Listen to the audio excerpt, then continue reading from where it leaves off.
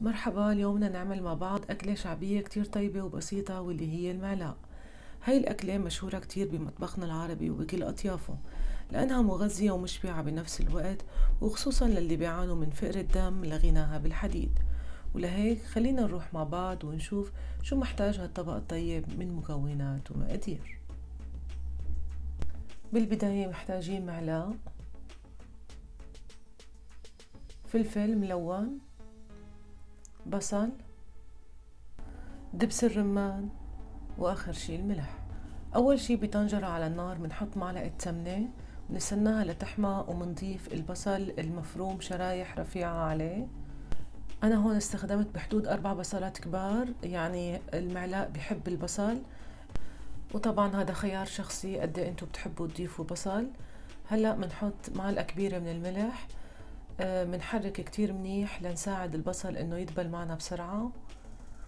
وهلأ بمجرد ما دبل معنا البصل مثل ما شايفين بنضيف قرنين من الفلفل الأخضر الحار أو الحلو مثل ما بتحبوه. وهلأ البصل صار حاضر معنا يستقبل المعلاق، بنضيفه. طبعا أنا استخدمت الكبدة والكلاوي والقلب. بنحرك كتير منيح وما بتاخد وقت أبدا، يعني مجرد ما تشم ريحة النار رح تستوي. وطبعا النار بدها تكون عالية بهالمرحلة، ابدا ما بنتركها على نار واطية مشان ما تزنخ معنا وما تطلع مي كتير منها. طبعا ما بنغطيها ابدا بهالمرحلة، بس مجرد بنتركها على نار عالية وبنستمر بالتقليب فيها. بمجرد ما نشوف انه السمنة طلعت على الوجه بنعرف انها استوت. بنضيف فلفل ملون عليها، انا ما كان عندي الا الاحمر، اذا انتو عندكن فيكن تضيفوا بيعطي لون حلو. وهلا بدي اقسم قطعة قدامكم تشوفوا قديش طرية من جوا، شايفين استوت معنا. وهلا اخر شي بنضيف دبس الرمان، يعني بحدود ربع الفنجان، او حسب ما بتحبوا درجة الحموضة تكون ظاهرة. بنقلب تقلبتين وبنطفي تحتها، وهيك بيكون طبقنا حاضر للتقديم. بنسكبه بصحن التقديم مثل ما شايفين. شايفين لونه شو حلو ومنظره بشهي، حامض وحد وطري، مو ناشف ابدا ولا في زنخة ابدا.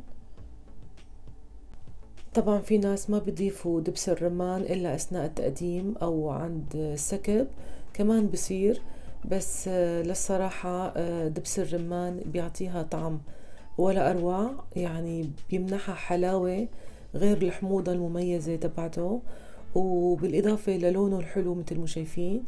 وهذا طبعا بيرجع لإلكن وذوقكن الشخصي شو بتحبوا، يعني نحنا بنعطي بس مجرد أفكار، وبالنهاية الأمر بيرجع إلكن. صحن مغذي ومفيد، طيب مشبع، بتمنى عليكم تجربوه وما تترددوا أبدا. شايفين كيف بسيط ما بده شغل. وطبعا لازم الكبدة أو المعلاق يكونوا فريش لحتى نحصل على هالقوام الطيب والطعم الأطيب.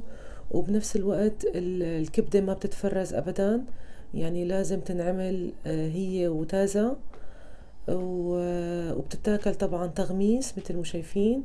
لازم نغمسها بالخلاصة اللي طلعت ونستمتع بأطيب كبدة ممكن ندوقها. وهاد كان طبقنا لليوم، بتمنى يكون عجبكم. ما تنسوني من اللايك والسبسكرايب وضغط زر الجرس ليصلكم كل شي جديد رح نزله إن شاء الله. باي باي.